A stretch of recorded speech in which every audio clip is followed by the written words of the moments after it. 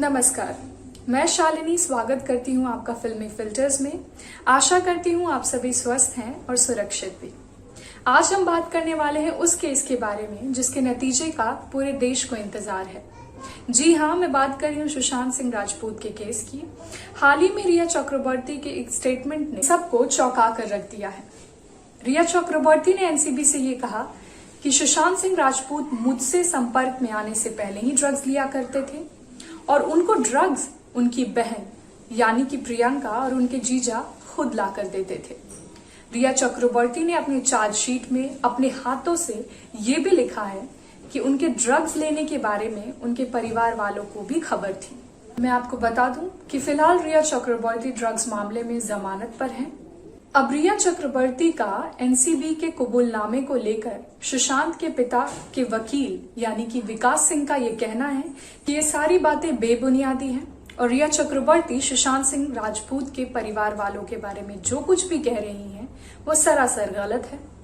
और ये जाहिर सी बात है कि आरोपी बचने के लिए बहुत से उपाय लगाता है और रिया चक्रवर्ती की ये सारे स्टेटमेंट्स भी उन उपायों में से एक है। तो अब सोचने वाली बात ये है कि रिया चक्रवर्ती जो कल तक ये मानने तक को तैयार नहीं थी कि वो ड्रग्स लेती भी हैं, वो आज खुलकर एनसीबी को चार्जशीट में लिखती हैं कि सुशांत सिंह राजपूत की बहन प्रियंका और उनके जीजा खुद उन्हें गांजा ला कर देते थे और गांजा और ड्रग्स लेने की खबर उनके परिवार वाले तक को थी।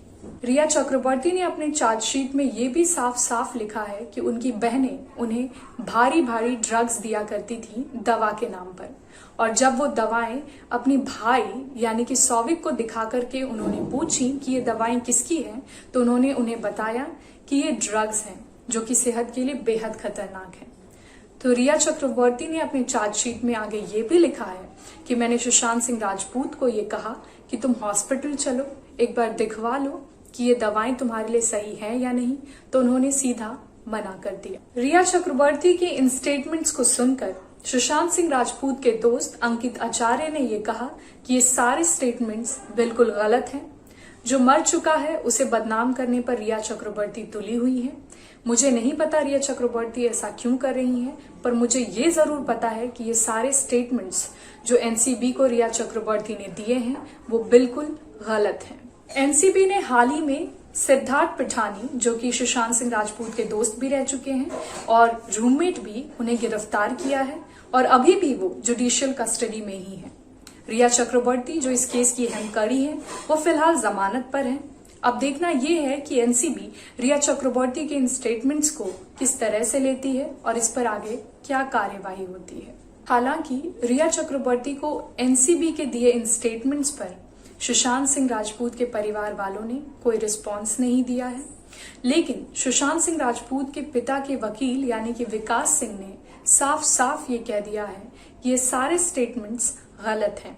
एक आरोपी अपने बचाव में बहुत कुछ कहता है और ये स्टेटमेंट्स रिया चक्रवर्ती के जो हैं उससे ज्यादा कुछ भी नहीं। अब देखना ये है कि एनसीबी इस पर क्या कार्रवाई करती है। अब आगे बढ़ते हैं और बात करते हैं टीवी एक्टर पर्ल पुरी की। 4 जून की रात को टीवी एक्टर पर्ल पुरी को गिरफ्तार कर लिया गया है। उन पर यह आरोप है कि 2 साल पहले यानी कि 2019 में उन्होंने 5 साल की एक बच्ची का रेप किया। हालांकि ये केस 2 साल पहले भी दर्ज हुआ था, लेकिन वो बच्ची आरोपी को पहचान नहीं पाई थी और अब यानी कि 2021 में पीड़िता के पिता ने खुद रिपोर्ट लिखवाई है और उसी बिना पर पर्ल पुरी को गिरफ्तार किया गया है।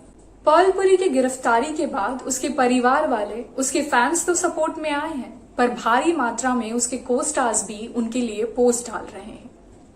4 जून के बाद से अब तक ना जाने कितने को स्टार्स ने उनके लिए पोस्ट डाले होंगे एक कॉमन हैशटैग के साथ, I stand with Pearl Puri.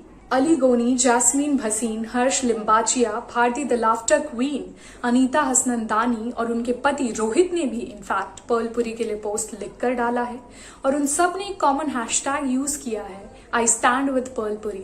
यहाँ तक कि निया शर्मा ने अपने ट्विटर और इंस्टा हैंडल्स पर भी एक ट्वीट डाला है जिसमें उन्होंने साफ तौर पर लिखा है कि आप लड़की हैं, इसका मतलब ये नहीं कि आप अपनी राइट्स का गलत तरीके से इस्तेमाल करेंगी।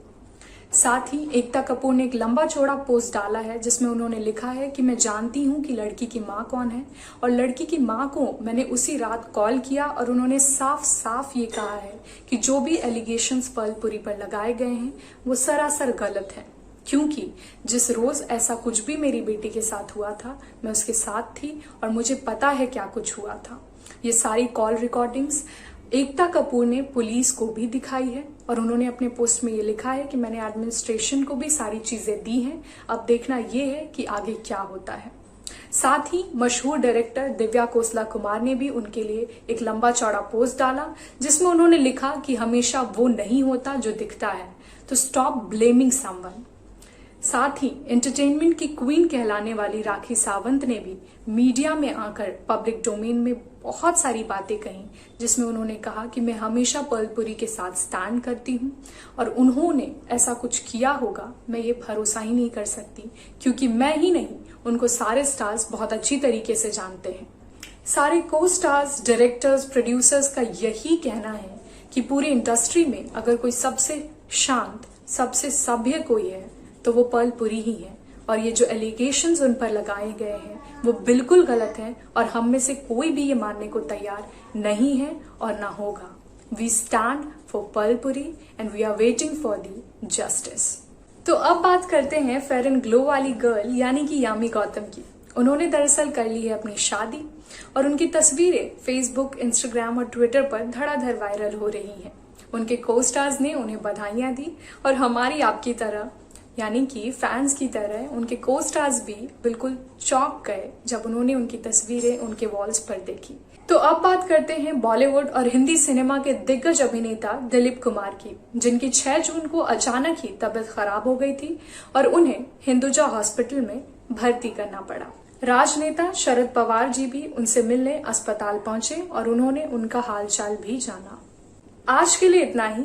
मिलते हैं आने वाले फ्राइडे को नए रंग और नए किस्सों के साथ। मैं शालिनी लेती हूँ आप सभी से अलविदा। स्वस्थ रहें, सुरक्षित रहें और देखते रहें फिल्मी फिल्टर्स।